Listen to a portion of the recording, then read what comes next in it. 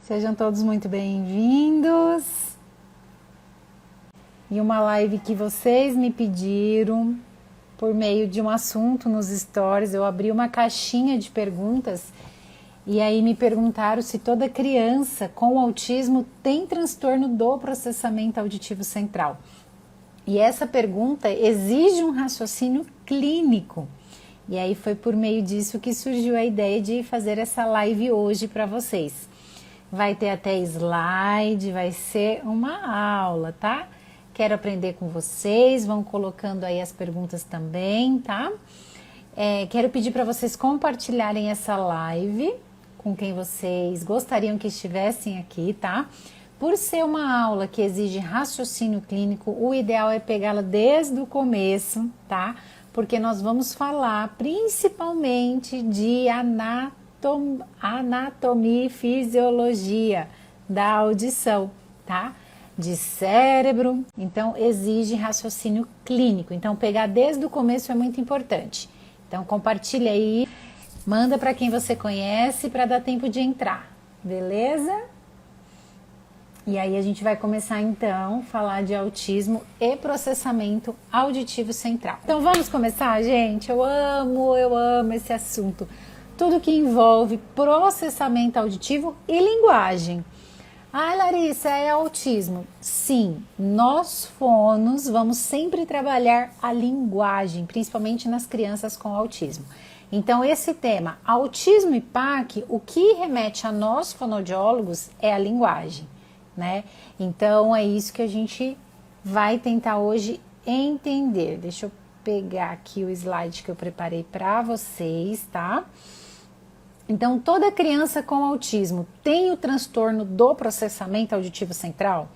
Primeiro, a gente precisa entender o que é o autismo. A gente sabe que o autismo, né, a grosso modo, tá, gente? Não vou me aprofundar no autismo, mas a gente sabe que vai ter uma tríade de alterações comportamentais, de socialização e que vão influenciar na comunicação dessa criança, tá? Então, quando a gente olha para essa tríade, socialização, comportamento e comunicação, onde entra o fonoaudiólogo? Na estimulação da linguagem e da fala, porque a alteração da linguagem e da fala, ou seja, da comunicação dessa criança, influencia na socialização e no comportamento.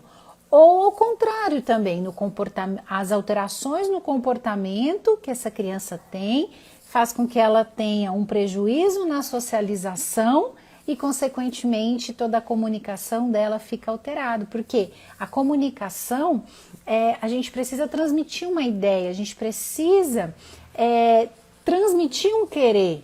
E aí a gente vai ver o que essa criança está tendo de alterado. E por que eu escolhi um guarda-chuva, né? Porque existem outras características também que englobam o autismo, tá? E que estão tudo dentro de um guarda-chuva. Então, nenhuma criança é igual a outra, né?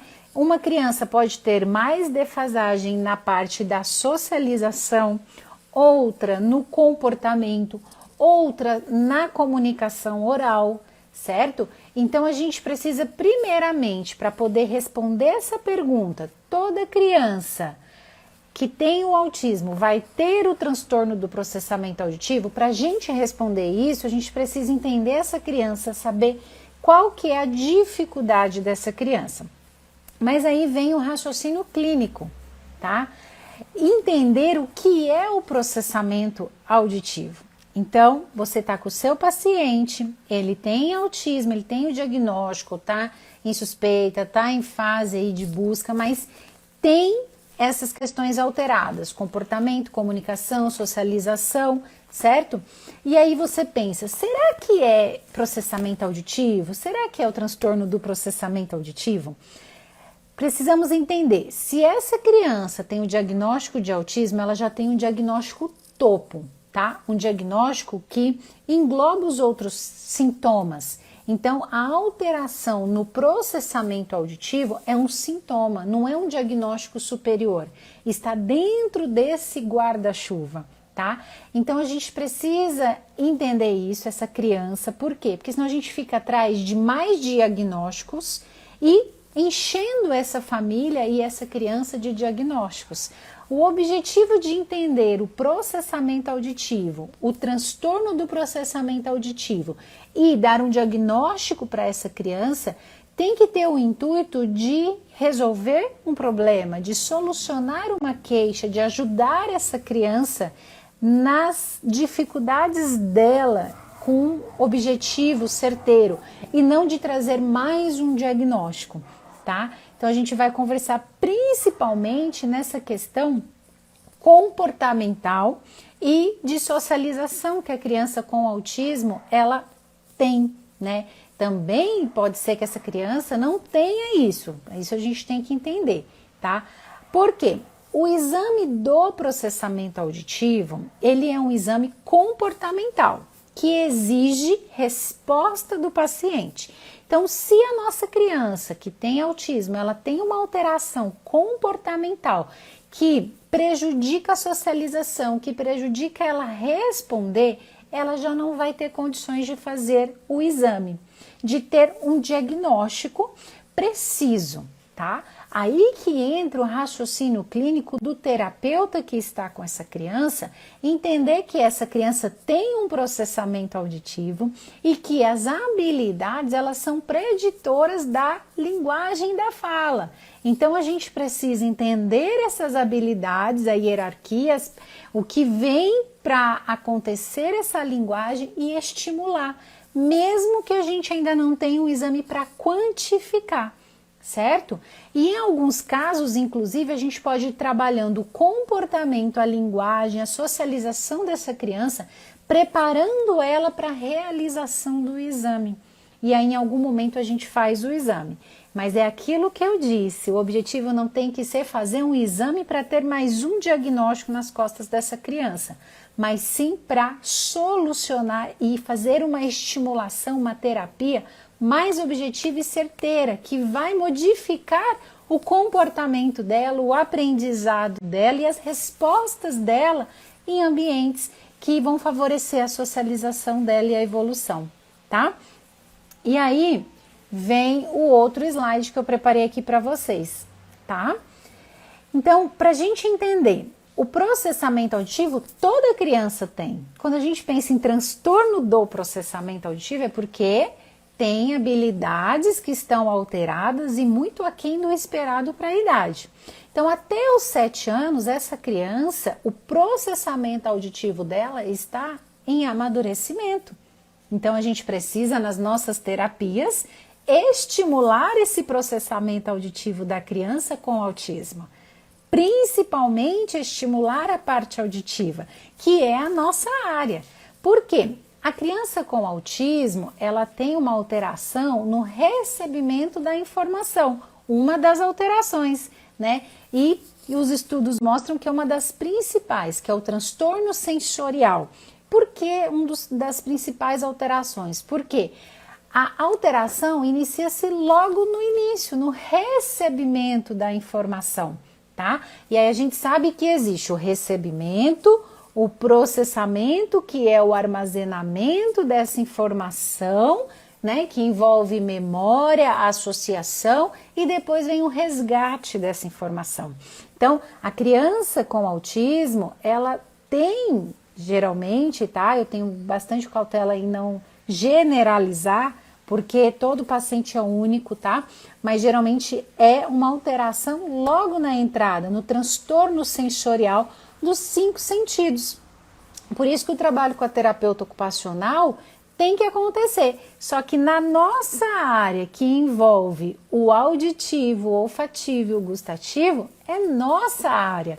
Então a gente entender do auditivo dessa criança antes dela de fato ter 7 anos, para ter um diagnóstico do transtorno do processamento auditivo, nós já precisamos estimular essas habilidades preditoras na nossa terapia. Então a gente precisa entender que essa criança, antes dos 7 anos, o processamento auditivo dela já vai estar imaturo, porque essas habilidades imaturas, elas refletem alterações na fala, na linguagem compreensiva e também expressiva. Então a gente entender o processamento auditivo e estimular, tá? Então essa criança, ela recebe a informação, ela tem uma sensação auditiva, tá? E aí essas informações vão para o cérebro e acontece ali o processamento da informação auditiva. Mas no nosso cérebro vai acontecer as entradas por meio de todos os sentidos sensoriais. Então, enquanto vocês estão me ouvindo, o processamento auditivo de vocês está funcionando, né? Vocês estão tentando ter foco em mim, esquecer o barulho aí da televisão, das outras pessoas da casa. O processamento auditivo de vocês está a todo vapor. E o processamento visual também. Se você começar a prestar atenção no seu corpo, o seu processamento corporal, né? Se você pegar alguma coisa para comer enquanto você está me assistindo aqui, o seu processamento aí gustativo, olfativo vai estar trabalhando. Todos esses processos, eles trabalham em conjunto, tá? E aí essas informações, elas são processadas cada uma na parte do cérebro, na sua respectiva localização. Contudo, elas se associam. E aí a criança com autismo, ela tem uma alteração nessa associação da integração das informações de entrada, tá? Então, consequentemente, todo o restante vai estar também fragmentado, com lacunas da informação, tá? E aí o que acontece com o processamento auditivo, tá?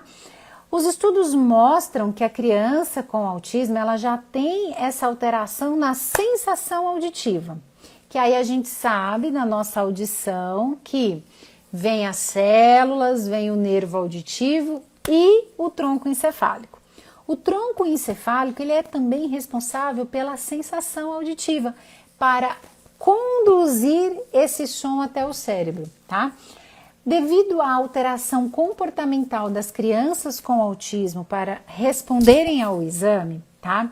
Foram feitos mais exames eletrofisiológicos para detectar se essa criança tem ou não uma alteração a nível de processamento auditivo central de informação mais superior. E os exames mostram uma alteração, tá? Principalmente nos exames eletrofisiológicos, onde as respostas têm um atraso na latência, tá? Ou seja, essas estruturas que conduzem o som até o cérebro, elas não estão trabalhando adequadamente. Por isso que as crianças com autismo, elas têm ou uma hipersensibilidade auditiva ou uma hipossensibilidade auditiva. E qual que é a estrutura, tá, do nosso cérebro, de todo o nosso corpo, que processa essa sensação inicial a nível cortical para levar para o cérebro, a nível mais superior, o tronco encefálico. Então a criança, ela com autismo, ela já falha aí logo na entrada, na sensação, na percepção e na atenção seletiva. Você sabendo disso, na sua terapia, você já inclui atividades que vão estimular essas habilidades. E depois, quando essa criança tiver condições, você faz o exame, tá? Para quantificar a evolução da sua terapia e não só para associar um diagnóstico a mais, tá bom? Então, os estudos associados ao processamento auditivo em crianças autistas são muito mais por meio dos exames eletrofisiológicos, PERA, P300, ok? E aí, o que acontece? Esse som, ele se encontra no tronco encefálico, ele vai subir, tá? E aí precisa ter uma interação, e para haver interação, essas vias auditivas, elas precisam estar amadurecidas para elas conduzirem juntas a informação auditiva lá para o hemisfério cerebral. Quando essas informações chegam a nível mais cortical, há um cruzamento, certo? E aí vai trabalhar a informação do hemisfério esquerdo e direito, cada um nas suas habilidades, para ver a integração, a associação do que é não verbal com o verbal, tá? E os estudos mostram, em 90% da população, que o hemisfério responsável pela linguagem é o esquerdo. Por quê? Porque ele é dominante, por isso que a maioria das pessoas são destras, porque essa informação ela vai rapidamente para a área da linguagem, tá? E aí alguns estudos comportamentais auditivos em crianças com autismo mostrou que há um rebaixamento na orelha direita, consequentemente também na integração das informações, tá? Então, a gente precisa entender isso, certo? Sabendo já de alguns estudos que nos mostram isso, a gente já pode estimular isso na nossa criança e depois a gente quantificar no exame quando a gente puder, tá? Então, toda criança com autismo tem o transtorno do processamento auditivo central? Sim ou não? O que vocês me dizem? Sim ou não? Como que a gente responde isso de forma mais objetiva para os pais? Porque vocês não precisam responder isso para mim, né? A gente não precisa responder isso numa prova, a gente tem que saber responder isso para os pais dos nossos pacientes, porque eles acabam em algum momento se deparando com esse diagnóstico e quando eles vão ler, faz total sentido com o que a criança apresenta, a dificuldade na compreensão, na atenção, na interação, no aprendizado, porque são também características de crianças que não têm o autismo e têm o transtorno do processamento auditivo. Então, quando o pai de uma criança que tem autismo, ele te pergunta, será que ele não tem TEPAC? O que você vai explicar para ele? Você vai falar, sim, ele tem um transtorno na sensação auditiva. E para nós sabermos se as outras habilidades estão alteradas a nível mais superior, a gente precisa fazer o exame. Mas essa criança, nesse momento, ela não tem condições de fazer o exame, porque é um exame comportamental, ou então essa criança tem condição e a gente vai conseguir saber quais habilidades, após essa sensação auditiva e de entrada, estão alteradas também, tá? Aí a gente vai poder saber nessa hierarquia auditiva tudo que está alterado, por onde a gente vai começar a estimular e principalmente acompanhar a evolução. Eu digo muito que um exame para mim não serve para dar um diagnóstico, ele serve para acompanhar o meu trabalho e mostrar se a gente está no caminho certo. Então, você tem que saber o porquê você quer que essa sua criança faça o exame e quem vai tratar. Se você é um terapeuta apenas da linguagem, não estimula o processamento auditivo, você vai precisar de alguém para trabalhar junto com você. Mas se essa criança, ela não tem ainda condição para fazer um treinamento auditivo, você, terapeuta da linguagem, nas suas terapias das sessões, você pode incluir e deve incluir atividades auditivas para ajudar essa criança. De atenção auditiva, localização, decodificação. Aí você entendendo a hierarquia, você começa das habilidades mais fáceis para a mais difícil. Gente, deu para entender até aqui? Eu vou tirar a imagem, deixa eu ver se eu sei agora tirar a imagem, sei. E a gente vai abrir para as perguntas para que eu possa aí direcionar melhor o pensamento, tá bom? Quem tem perguntas para fazer aí para mim?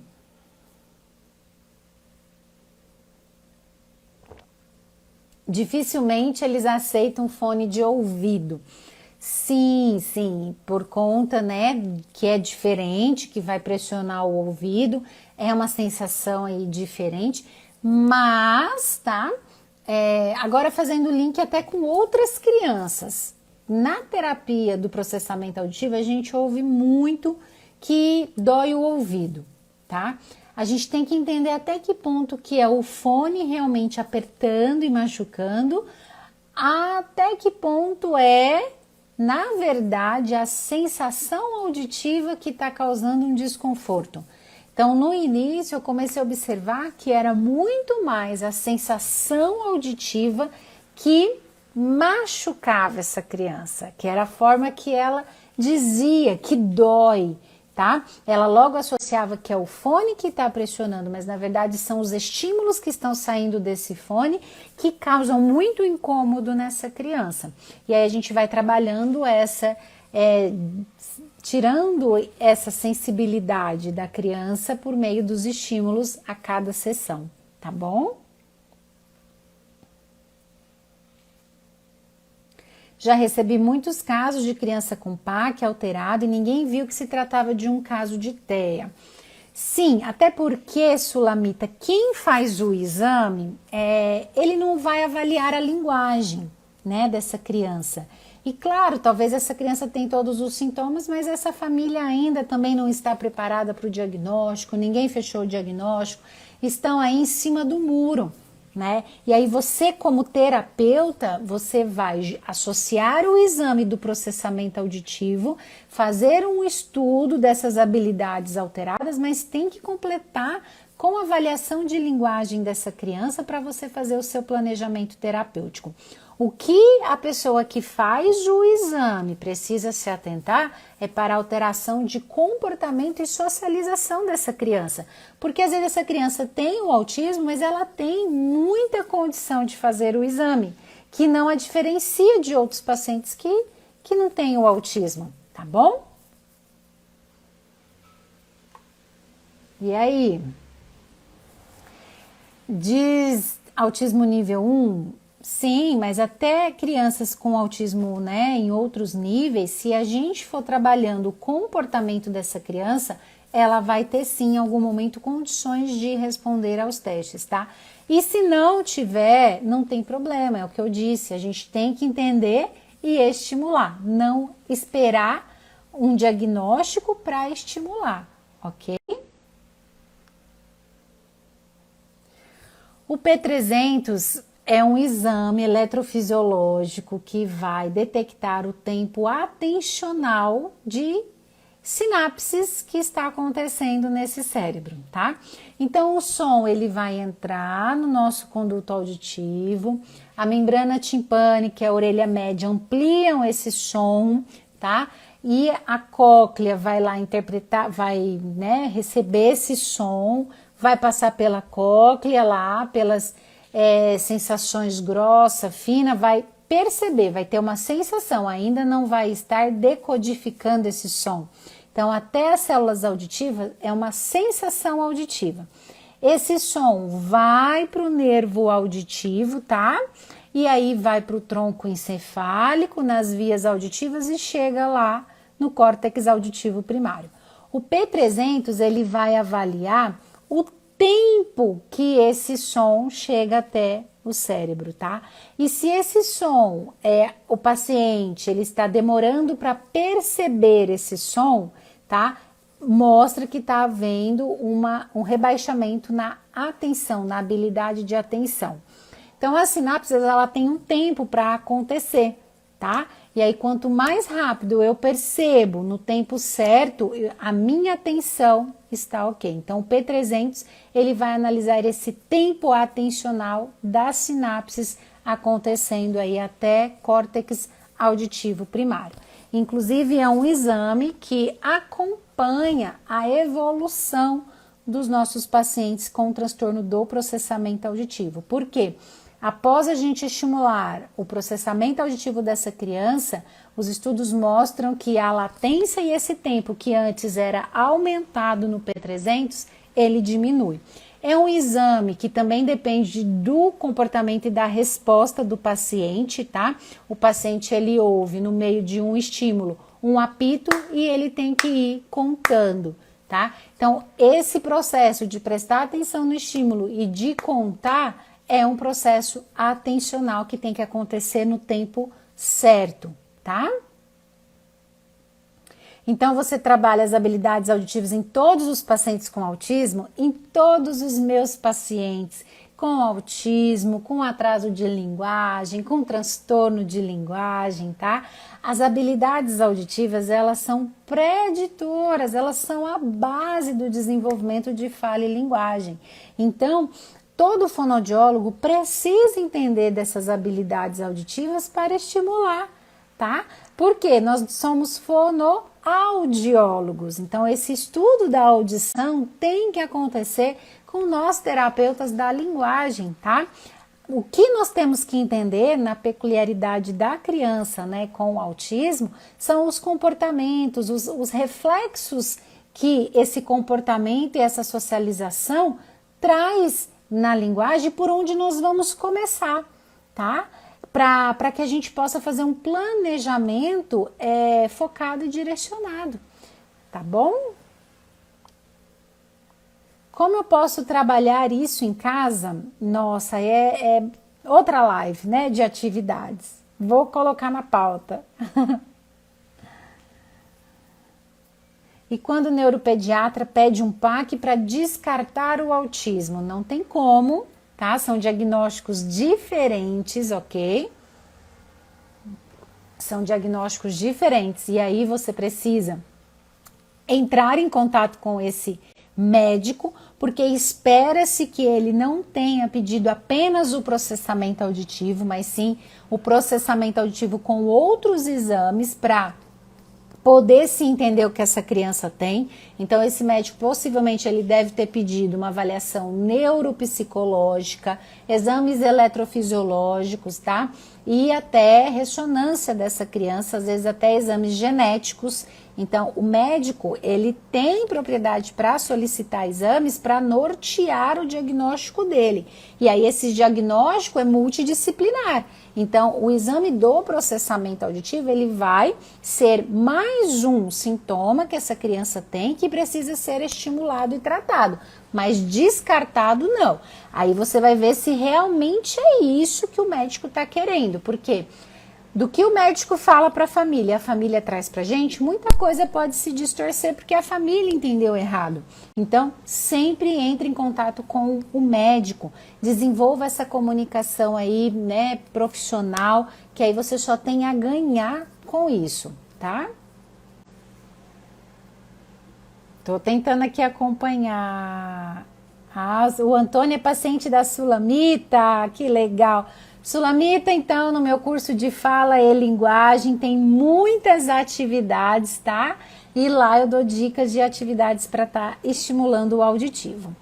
O que acontece, né, com a criança, gente, não só com o autismo, né? O termo autismo parece que a gente diferencia essa criança das outras crianças que a gente tem no consultório. E não, a criança com autismo, a criança que tem um atraso, a criança que tem um transtorno, a gente vai precisar ter um raciocínio clínico e pensar que elas têm um cérebro e elas precisam ter todas as habilidades iguais para alcançar o que está defasado, certo?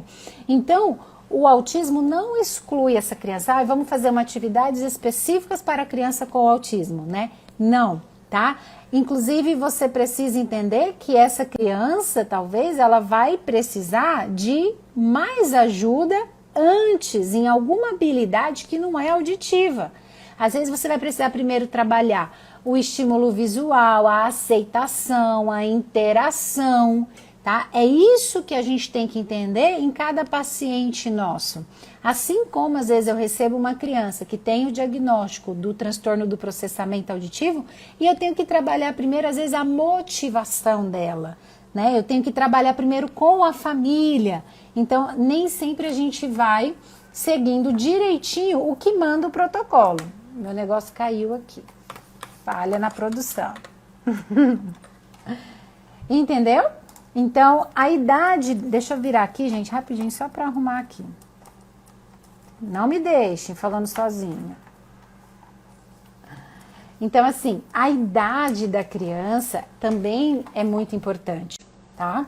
E a gente entender nessas questões de muitas habilidades alteradas, por onde a gente vai começar para dar condições a essa criança de, em algum momento, a gente dar só estímulos auditivos, tá? Então, a gente começa com a nossa terapia de linguagem, focando sempre no visual, porque o visual é mais fácil, né? E depois a gente vai diminuindo as pistas visuais e dando mais estímulos puramente auditivos. Então, eu vou dar um exemplo de crianças pequenas. Você vai trabalhar onomatopeias. Você vai mostrar a imagem dos animais e o som, né? E aí você está trabalhando um estímulo visual e auditivo. E em um segundo momento, você vai dar só o estímulo auditivo e vai tirar o visual. e depois de um momento você vai aumentar a quantidade desses estímulos auditivos. E aí você vai dar um comando. E quando você dá esse comando, aí você tem que entender, eu vou dar uma pista facilitadora visual nesse comando ou essa criança já está pronta para receber um comando puramente auditivo? É isso que a gente tem que imaginar. Então, todas as nossas terapias, a gente vai pulando essas etapas, dificultando para que exija dessa criança mais processamento auditivo. Mais processamento auditivo dentro dessa hierarquia. A gente inicia pela atenção seletiva, então você vai colocar um som de uma onomatopeia de um gatinho e de um passarinho, né? E aí essa criança tem que reconhecer esses sons, ou então identificar apenas um. Ou então você coloca esses estímulos das onomatopeias diante de outro barulho, que não seja de animais, apenas para essa criança fazer um esforço para identificar esses sons. Ó, já comecei a falar de terapia, nem estava na pauta aqui. Tá? E aí depois você vai trabalhar com outras formas dentro desse som, tá? E o mais importante é você modificar o comportamento dessa criança, exigir dela uma nova resposta, tá? Então, com aquele mesmo som inicial que você começou, 2 sons, o som do gatinho e do passarinho e do pintinho, você vai aumentando as habilidades auditivas de reconhecimento, de decodificação, e aí no meio disso, de sons, porque os sons da onomatopeia são sons não verbais, certo? Que vão estar estimulando o hemisfério direito. Quando você dá um comando, estimula o hemisfério esquerdo, essa criança reconhecer e dar um nome para esse som. E no meio desses estímulos, quando você já veio trabalhando essas hierarquias, você pode começar a colocar estímulos de fala, para ela também reconhecer.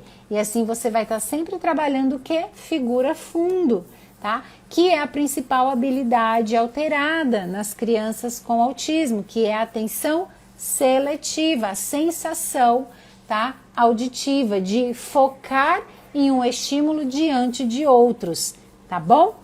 Já dei ideias aqui de terapias. Trabalhar o estímulo auditivo ajuda nas outras áreas que eles têm hipersensibilidade, por exemplo, entendi, né, no tátil, tudo ajuda, né, porque você recebeu essa criança, a partir do momento que essa criança já chega no seu consultório, você já está estimulando ali a aceitação dela para aquela sala, para o sentar, para o aceitar a sua proposta, tá?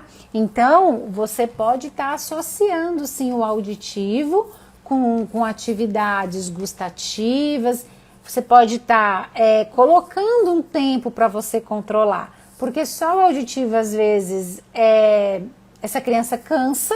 Então você faz uma terapia, né, onde você vai colocar estímulos auditivos e depois você vai para a mesa e faz uma terapia ali mais diversa que não exige tanto do auditivo para que ela possa descansar, tá bom?